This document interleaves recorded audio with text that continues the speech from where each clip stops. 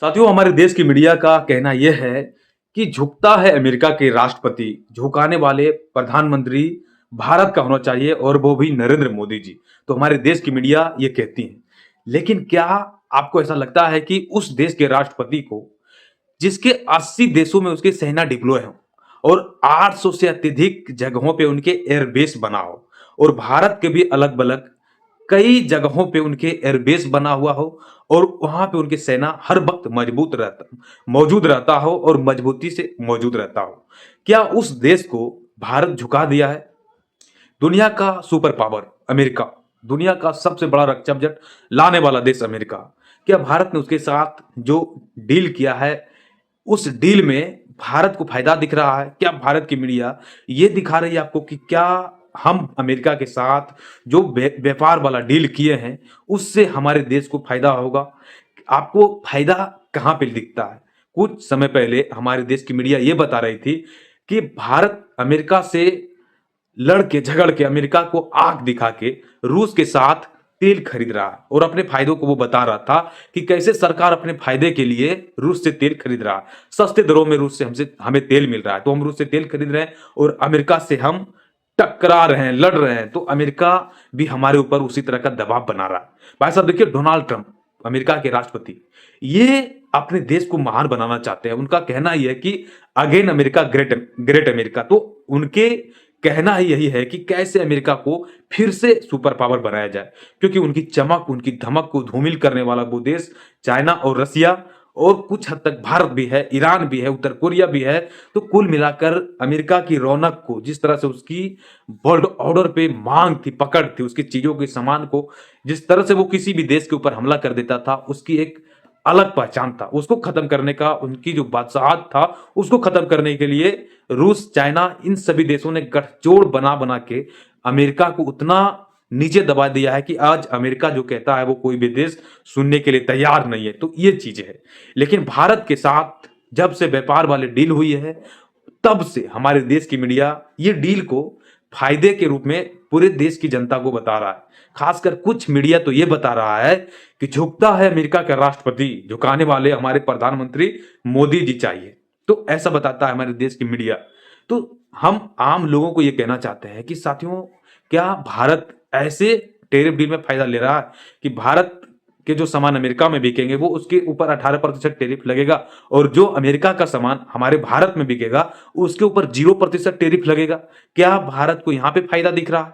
और जो चीज आज तक कोई भी सरकार, हमारी कितनी भी सरकारें आई और गई, वो सरकार आज तक जो डील अमेरिका के साथ नहीं किया था जिस क्षेत्र को लेकर, वो था कृषि क्षेत्र। कृषि क्षेत्र को भारत स्वतंत्र रखना चाहता था, इसमें किसी भी देश का इंटरफेयर नहीं करना चाहता था। लेकिन आज हमारे देश के किसानों के हितों को भी इस सरकार ने नजरअंदाज कर दिया साथियों।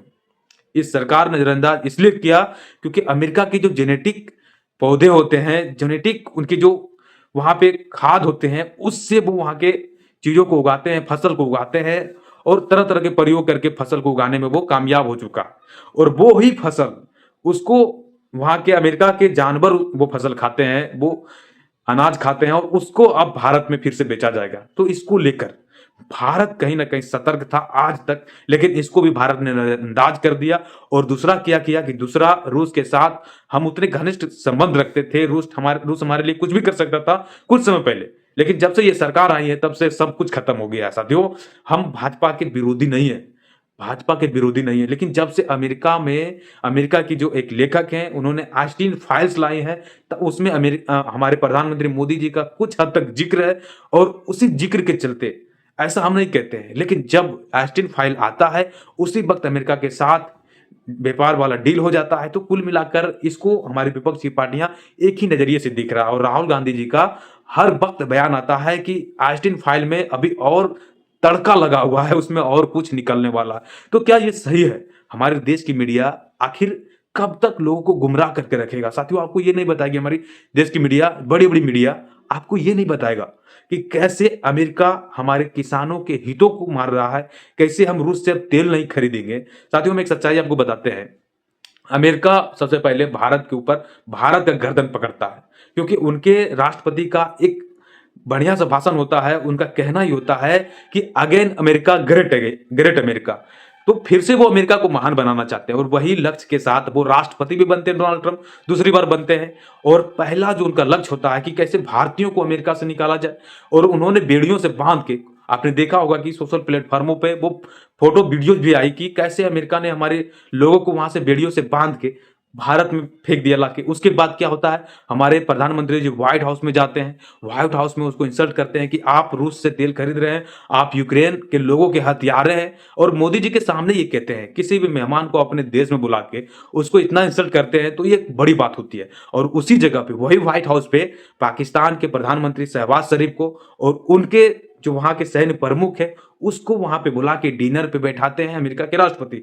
तो सबसे पहला जो टारगेट होता है वहां पे भारत पे उसका टारगेट होता है, भारत पे ही फोकस करके वो राष्ट्रपति बनता है और भारत के हितों को ही वो बार बार ठुकराता है। तो ये होता है साथियों। अब क्या होता है, उसके बाद क्या होता है कि डोनाल्ड ट्रंप कहते हैं कि हम भारत के ऊपर 25% टैरिफ लगाएंगे, क्योंकि भारत हमसे अत्यधिक टैरिफ वसूलता है, इसलिए हम भारत के ऊपर अत्यधिक टैरिफ लगाएंगे। तो अब तो भारत ने टैरिफ भी लेना छोड़ दिया भाई साहब, फिर भी 18% टैरिफ हमारे ऊपर थोपा गया, और कहता है कि 25% जो टैरिफ है, हम रूस से जो तेल खरीदता है भारत, उसके चलते यूक्रेन में आत्महत्या हो रहा है, लोग वहां पे मर रहे हैं, उसके चलते हम 25% और टैरिफ लगाएंगे। तो 50% टैरिफ के साथ भारत अमेरिका के सामने खड़ा होकर टिका हुआ था। तो ये चीजें थी। लेकिन अब क्या करता है अमेरिका, अमेरिका धीरे धीरे यूरोपियन यूनियन को आके दिखाता है, कनाडा को, मेक्सिको को, ईरान को, वेनेजुएला के राष्ट्रपति को वो तो डायरेक्टली हरण करके लेके चला जाता अपना देश। तो ये चीजें होती है। लेकिन कोई भी देश, दुनिया का सभी देश अपने आप को सरेंडर नहीं किया, लड़ा,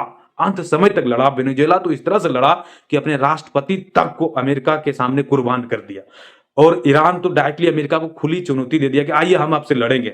चाइना के ऊपर टैरिफ अमेरिका ने लगाया तो चाइना भी बदले में उसके ऊपर टैरिफ लगा दिया। रूस तो उससे कभी भी झुका ही नहीं, और कनाडा भी उसके सामने कभी भी सरेंडर नहीं किया। कनाडा भी कहा कि हम भी आगे ऊपर टैरिफ करेंगे। और यूरोपियन यूनियन के सामने क्या था, अमेरिका डायरेक्टली जब उसके ऊपर कहा कि हम आपके ऊपर 10% टैरिफ लगाएंगे, तो अमेरिका से यूरोपियन यूनियन निकलना शुरू कर दिया।